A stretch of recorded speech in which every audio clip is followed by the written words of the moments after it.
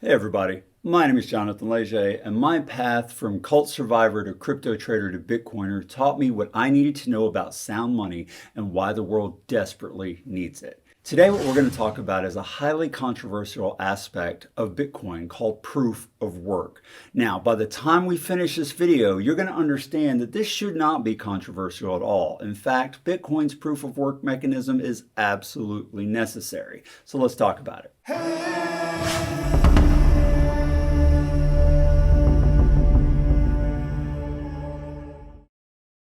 I've teamed up with the Konsensus Network, a Bitcoin-only enterprise which publishes and translates books about Bitcoin from a variety of respected Bitcoin educators. The link to Konsensus is in the video description, and if you decide to make a purchase, you'll be supporting this channel as I receive a small percentage of each sale. Thank you in advance for your support. This is my Substack where I write articles about Bitcoin and I discuss them on these videos. Today the article I'm going to talk about is called Why Proof of Work is Necessary. So let's get right into it. Imagine that you had a printer that was able to legally create US dollars of any denomination. With a push of a button, you could print as much currency as you needed or wanted. Would you use it? For most people, that's a silly question. Of course they would. For some, the answer is no, because they understand that to use it would amount to stealing from other people who hold dollars. Each dollar printed into existence without any asset backing it reduces the value of every other dollar already in circulation. Money is simply a representation of people's time and energy, their work. Since printing new dollars doesn't create more work, the amount of work each dollar represents decreases as the number of dollars increases. Your newly printed dollars essentially transfers some of the buying power everyone else has received for the work they did into your hands without their permission. Taking something that doesn't belong to you without permission is theft. But when the government does it, they call it inflation. It's a simple truth, but not one that's taught in public schools. If you rightfully answered no to the question of using the money printer, stop and consider how tempting it would be to use it if some unforeseen disaster occurred that put you in a tight financial spot. How bad would the pain have to get before you start eyeing that printer in temptation? If you feel you would continue to stick to your conviction no matter how much financial pain you were caused, what if the trouble wasn't your own, but one of your children's or relatives or close friends? What if they made a mistake so bad that their financial troubles were going to land them in court, maybe even in prison? Would you bail them out? As the saying goes, everybody's got a price. It doesn't matter how much we intellectually understand the need to be principled. Our human nature and emotional makeup play a large role in the actual decisions we make, whatever our ethics. And if you, a principled individual, could be tempted into stealing from others to protect yourself or someone you care about, imagine how far a person with little or no ethics would go if they possessed the printer. But let's modify our money printer scenario. What if for every dollar you printed, you had to dig a hole in your backyard? Not a huge hole, but fairly big, maybe half a dozen shovels full. That wouldn't be so bad if you only needed $20, but what if you wanted $1,000 or $10,000? Well, it might be possible to do it, it just wouldn't be worth it. You could earn more money with less time and energy by just getting a job. The work required removes the temptation to use the printer. When the US dollar was on the gold standard, literal holes had to be dug for every dollar printed because gold had to be mined to back that dollar. Since gold is very difficult to mine and cumbersome to transport, store, and secure, the government needed to have a really good reason to get more gold so it could print more dollars. In most cases, it would just be easier to raise taxes. Except that people don't like their taxes being raised, which again is why the government would need to present a convincing reason why the tax was necessary. If the people didn't feel the reason was good enough, it could cause unrest. If the government enacted the tax anyway, it might cause rebellion. Remember the Boston Tea Party? Couldn't you just lie about the holes you dug, though? It would be a real chore for merchants to check your backyard each time you wanted to spend the dollars from your personal money printer. They might require some form of proof, maybe a photograph, but that would be easy to get around. Dig 20 holes, take a picture, and only print $20 bills, using them one at a time. How would anyone know that you're reusing the picture of the holes as evidence for the new bills? On the other hand, if no proof was required, merchants would have to rely on your honesty when accepting your newly printed dollars. You might be a generally honest person, but let me remind you that everyone has a price. How bad would things have to get before you would fudge a bit on your honesty? In the past, you could go into a bank and demand proof of their reserves because they were required by law to give you the gold each dollar you held represented at your request. This system was okay, but not perfect. It only proved that the bank had enough gold for the dollars you wanted to exchange at that time. It didn't prove that they could cover your entire account balance. You could withdraw all your dollars in gold, go through the tedious process of verifying the gold is pure and of the proper weight, and then redepositing it again. But that's obviously cumbersome and unrealistic. And it also doesn't prove that the bank would be able to cover the gold represented by everyone's account balances, just yours. You had to trust the bank because there was no practical way to verify their total gold reserves. However, on June 5, 1933, the United States Congress removed the right of creditors to demand payment in gold for their dollars. The system went from, show me a picture of the holes in your backyard, to, trust me, bro. This was done because bank failures during the Great Depression caused a loss of trust that motivated people to hoard gold instead of dollars. Think about that for a moment. Because banks couldn't be trusted, the government removed people's right to verify that the banks could be trusted. Does that sound like an honest, functioning system to you?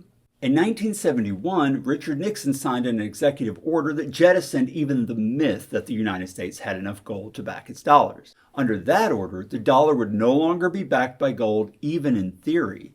It became fiat currency. Dollars were now backed not by some hard asset, but by state violence. Try and use any other form of currency, and you'd find yourself in trouble with the law. Only US dollars and coins were legal tender. This is the situation we're in today. Under a fiat currency system, the government can, and often does, print money anytime it wants to fund an endeavor that people wouldn't want their taxes raised for. Rather than asking your permission by voting on a tax, it simply removes some of the purchasing power of your money and transfers it to itself, creating inflation that lessens the value of each dollar you hold. It's not that money unbacked by a hard asset couldn't work in theory. If the state set a fixed value of a dollar and that value remained unchanged, it could work just fine. As the amount of work the collective nation did increased or decreased, the number of dollars in circulation could be modified to keep its value relatively stable against the total work the nation was performing. The problem is that human nature doesn't allow the fiat system to work long term. Even principled people would be tempted to use the money printer, and politicians aren't exactly known as the most ethical individuals.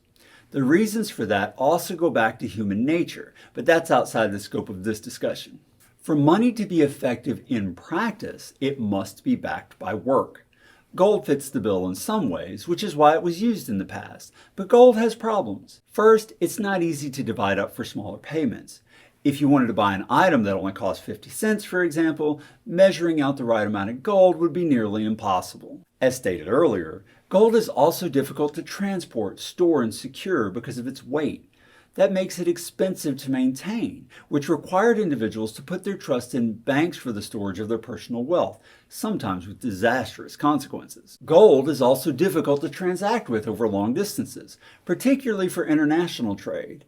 Even for local transactions, though, it's cumbersome because the merchant has to go through an expensive process of verification to make sure the gold is pure and of the proper weight. Because of these shortcomings, paper money came into use as IOUs for fixed amounts of gold.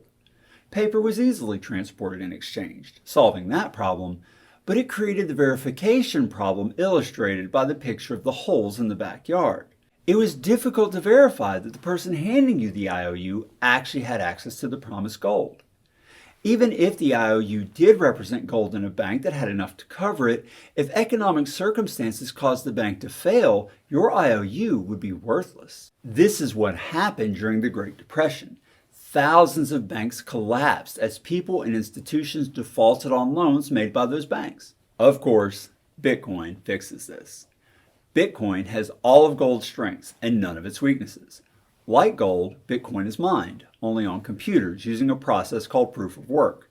The mining process is difficult and expensive, which keeps the growth of supply slow and steady. This is important because it makes supply inflation predictable and prevents any person, group, or country from suddenly creating a huge number of additional coins. Even if a government threw massive resources into mining Bitcoin, the inflation rate would remain relatively the same.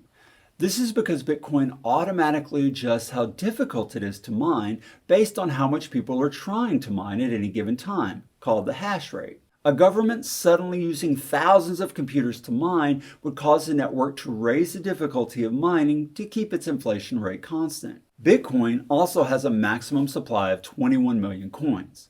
Once the 21 millionth coin is mined, no more will ever come into existence.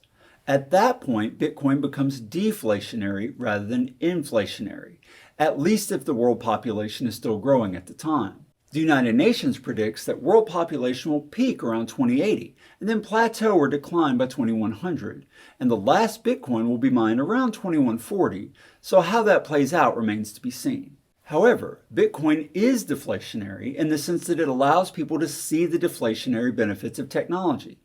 As supply chains get more efficient through the use of new technology, prices should naturally come down. They usually don't because of inflation of the fiat money supply.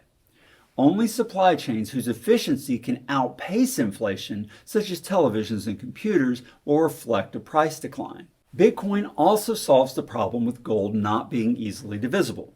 Each Bitcoin can be divided into 100 million satoshis, or sats.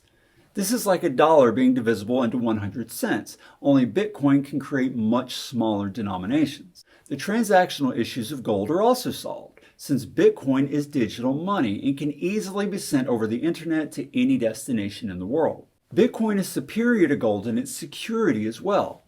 Verifying that gold is pure and of the proper weight is costly and time-consuming. Bitcoin uses cryptographic hashes that are easily verified by other computers, called nodes. The verification is fast and inexpensive. Storage of your Bitcoin is also secure, since the record of your holdings exists on many thousands of nodes all over the world. No individual or group can freeze your funds, and you don't have to trust a bank to keep your money safe. Using a small device called a hardware wallet, you can access your money on the Bitcoin network anytime you want. There are no banker's hours with Bitcoin. None of that would matter, though, if Bitcoin's code was in the hands of one group or country. If it was, the temptation to just modify the code would eventually cause Bitcoin to have the same fate as the US dollar.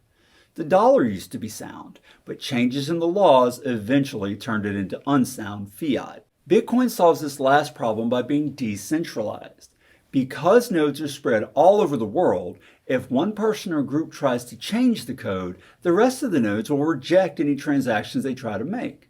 It's in each node operator's self-interest to reject those transactions because they benefit someone else at the operator's expense. The only way to control the code would be to take control of the majority of nodes. This is an expensive proposition that gets even more so as Bitcoin grows in popularity and more nodes come online. This is one of the reasons Bitcoiners encourage everyone who holds any Bitcoin, known as hodling, to run a node, which is not difficult or expensive to do. This software is easy to install and runs fine on your average computer with a broadband internet connection. One of the most common criticisms of Bitcoin is that the proof-of-work process requires too much energy and is bad for the environment due to climate change. First of all, despite its power consumption, Bitcoin is not a problem for climate change. Researching into the source of Bitcoin's mining makes it clear that such claims are false, with 52% of the electricity currently coming from zero-emission sources. As Bitcoin miners search for cheaper sources of off-grid power, that percentage will continue to rise, as it has been. No other industry, currency, or country in the world can make that claim. Bitcoin power also pales in comparison to gold mining in the current fiat banking system. Even if it's not an environmental problem, however, other cryptocurrency networks do use far less power, such as Ethereum's proof of stake and the XRP ledger's consensus mechanism. Why not just switch Bitcoin to one of those and keep it decentralized so it doesn't require so much power? The reason is that Bitcoin's energy requirements are what make it so secure. As stated, a group that wanted to take over Bitcoin's network would have to be in control of a majority of the hash rate.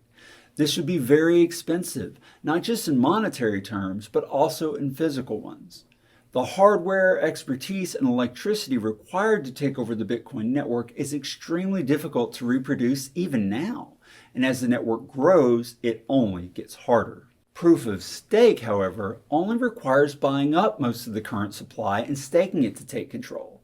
That's monetarily expensive, but not physically difficult. Governments could run the money printers as much as they like to buy up the necessary supply. The XRP Ledger's consensus protocol cannot be controlled by owning most of the supply, but it also lacks the physical difficulty of reproduction. The number of XRP Ledger nodes is only about 150, with the standard trusted list only having 35 nodes. Compare that to Bitcoin's current node count of over 14,500.